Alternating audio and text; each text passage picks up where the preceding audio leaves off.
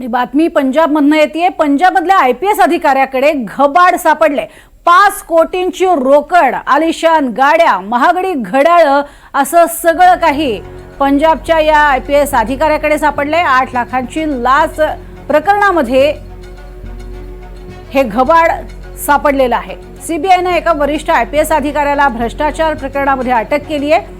हरचरण सिंग भुल्लर हे पंजाबमधल्या रोपार रेंजमध्ये उपमहानिरीक्षक म्हणून नियुक्त होते। अधिकाऱ्यानं 8 लाखांची लाच मागितली होती आणि त्या प्रकरणातच तपास सुरू झाला।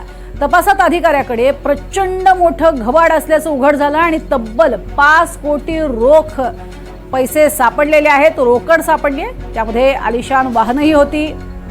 घरामध्ये अनेक दागिने सुद्धा सापडलेले आहेत आणि अनेक महागडी घड्याळ सुद्धा सापडली आहेत आणि त्याच पद्धतीनं मोठ्या प्रमाणात संपत्ती असल्याचं सुद्धा कागदपत्रांच्या आधारे स्पष्ट झालेलं आहे। 2009च्या बॅचचे आयपीएस अधिकारी आहेत डीआयजी हरचरण सिंग भुल्लर। त्यांना कृष्णा नावाच्या एका व्यक्तीसह अटक करण्यात आली आहे, ज्यानं त्यांच्या मध्यस्थ म्हणून काम केलेलं होतं। सीबीआयने दिलेल्या माहितीनुसार स्थानिक व्यावसायिकाविरोधात दाखल करण्यात आलेल्या फौजदारी खटला बंद करण्यासाठी मध्यस्थामार्फत लाच मागितली जात होती आणि तीच लाच स्वीकारताना हा अधिकारी पकडला गेला।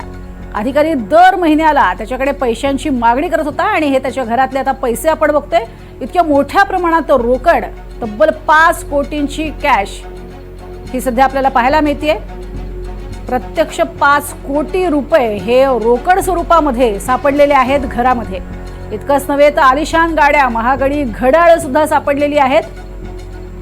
सोन्या नाण्याचे अनेक दागिने सुद्धा सापडलेले आहेत। त्यामुळे अर्थातच 5 कोटी ही रोकड आणि त्यानंतरची ही मोठी रक्कम सुद्धा आपल्याला पाहायला मिळते।